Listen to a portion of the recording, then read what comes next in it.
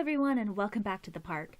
Today we have the first video in an ongoing series that will kind of be mixed in, hopefully fairly regularly with, my normal content, speed paints, that sort of thing.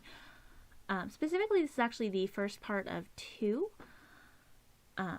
So in this video, I'm going to mostly talk about the actual project itself, and in the next video I will talk about more of the actual design choices in what I'm showing now, which seems a little bit backwards, but I don't think that I can actually talk about both things at once.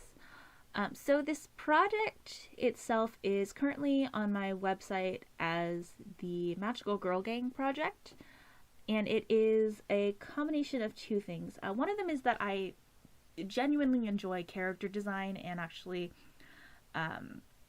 finding ways to show characters' personality through design choices, along with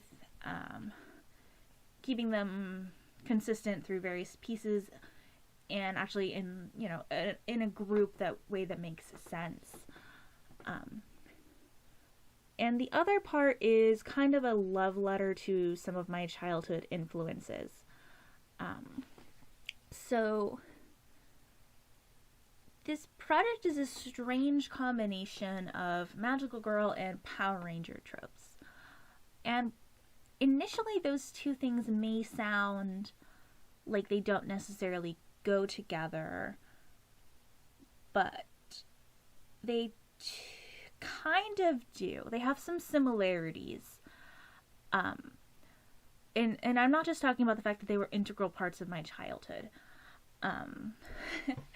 So, while there are some differences in, say, presentation and other ones, at their core, they are both a team-based childhood.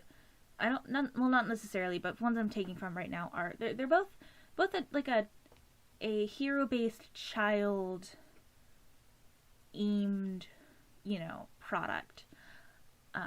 There are obviously significant differences, just because of cultural differences between, say, the US and Japan, which are both the based, which culturally have a lot of differences in how, that are entrenched, just basically entrenched in both of them.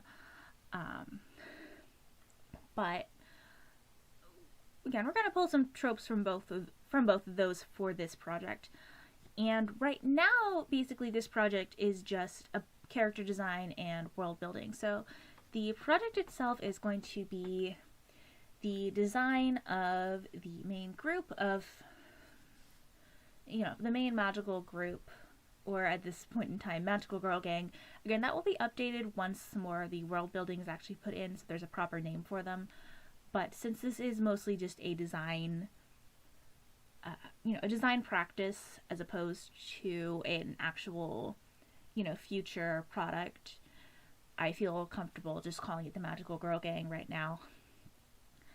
So it's going to be the design of the group of them, along with the characters that would be around them in any hypothetical project. So it's going to be their mentor, their family members, maybe some civilian friends, their villains, that sort of thing.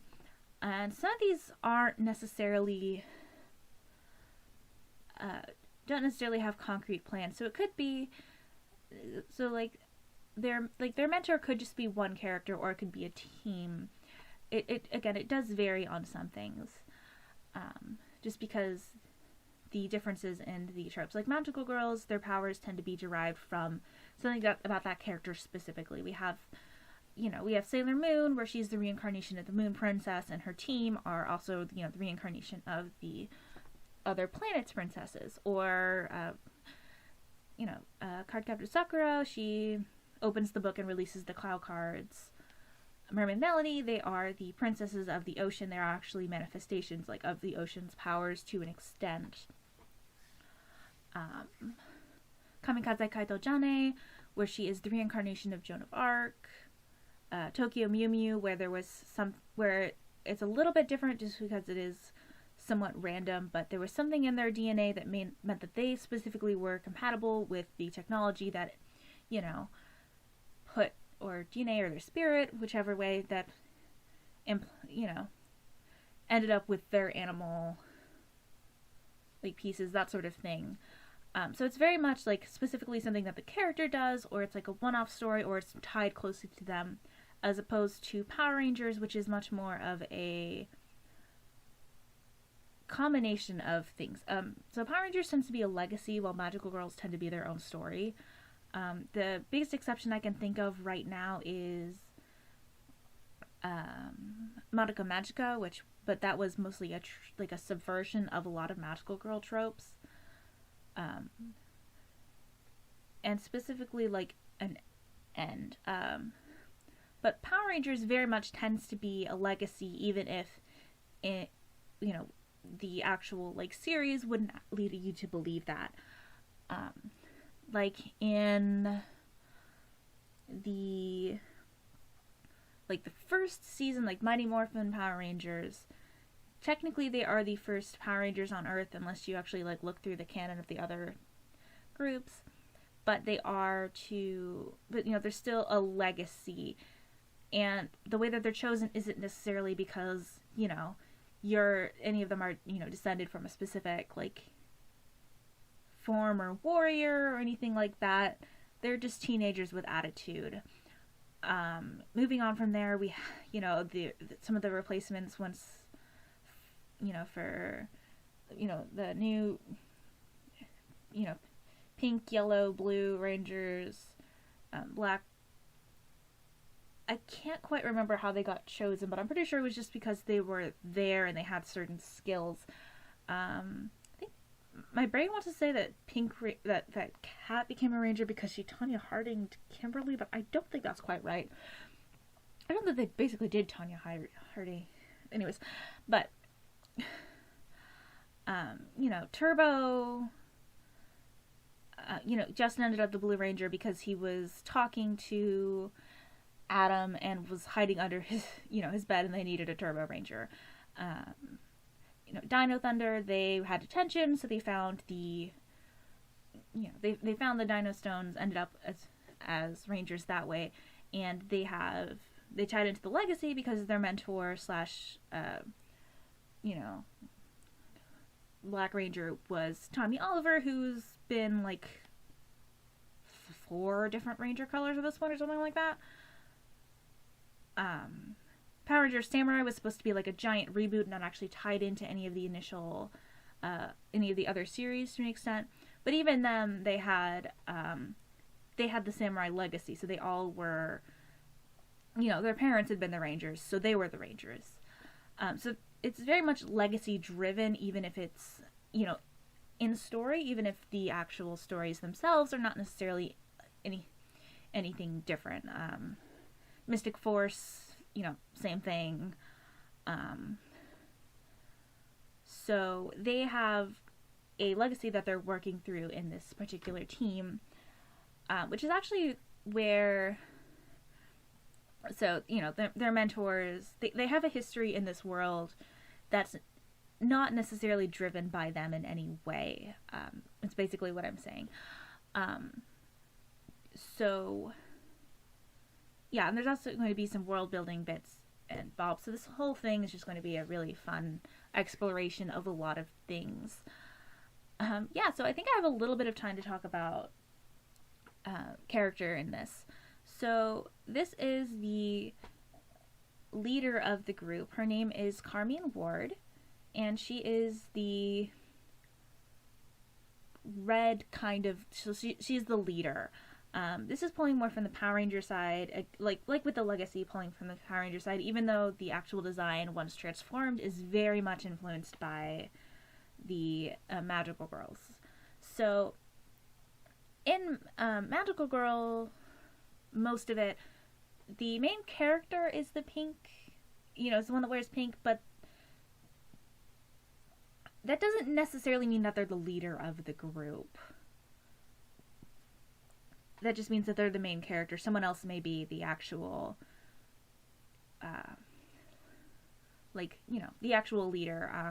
Like, even like with Madoka Magica, Madoka is the main character, but she is very much not actually the leader or the instigator of a lot of the things. Mami kind of steps in as the mentor figure, and then Homura kind of drives a lot of the other ones. Or Yuki Yuna is a hero, I believe the yellow character whose name I can't remember is the de facto leader of the group. But Power Rangers, basically for the most part, all of the leader. There are a few exceptions. Wild Force at the beginning, the Pink Ranger, the Yellow Ranger is the leader of the group until they get their Red Ranger, and Time Force, for the most part, Jen, the Pink Ranger, is actually the leader. But Power Rangers, the Red Ranger is pretty much always the leader of the group. And we're also pulling some of the more main character beats for her from that as well. So she is a fairly abrasive tomboy character. Power Rangers tends to have two kind of variations of the Red Ranger. There's like the jock, I can do everything by myself, lone wolf kind of feel. And then there's the proper like leader, and she's definitely in the not necessarily anyone's first choice, but she has pieces and she will grow into a leader character for that. And actually working on her design, I had some things that I wanted to go through for story beats and things that I needed to be able to keep consistent. One of those is the fact that her hair is going to be down for almost all of it. The first part that I drew for this is actually kind of a spoiler for this project that may or may not exist, if that makes any sense. But until then, her hair is going to be down almost entirely all of the time. And going in to her design, I knew I wanted her transformed state to be very cute and pastel-y, but still keep some of her, some of the tomboy beats. So initially I just kind of blocked in shapes and worked from there. And she had like a really big poofy skirt, but that just didn't fit for both character reasons and also the fact that I just wanted to give her a giant hammer to smash things with. So she ended up with pumpkin pants and these really interesting little leg warmers that kind of mirror those, and pulled in some other things. I was also kind of concerned putting in the block colors because she came across like really kind of candy candy, but I think that the pink pulls it more into the this is cute as opposed to like, yeah, she is like, this should be like, her hammer should be an axe and she's gonna be like in Candyland in like the candy cane forest just like chopping them down. But I knew I wanted to have her be more pastel and almost softer in the magical girl form. In her untransformed state, though I kept the shadow color the same, I ended up using a very intense orange red for the highlights, and I went with a little bit deeper shadow to an extent. But for her transformed state, I kept the same shadow, but I tried to use it a little bit like a softer hand for it, and then went with a significantly softer, lighter pink for the highlights, again, to go with the like softer feel that she has in that. I did kind of go a little bit wild on the glow dodge. I really wanted to get across the fact that she's not entirely human, because the initial outfit is for, again, some hypothetical future reveal, because she is the younger sister of one of the main antagonists of their mentor. Not the big bad that they're fighting, they're still fighting the same overarching villain, but kind of like a tertiary, secondary antagonist that was specific to that character. Which means that she has different ways of viewing things and causes them to butt heads. But yeah, I'll get into that a little bit more in the next video, but here are the pieces for this. Thanks y'all for watching. I will see you next week, and I hope everyone is staying safe.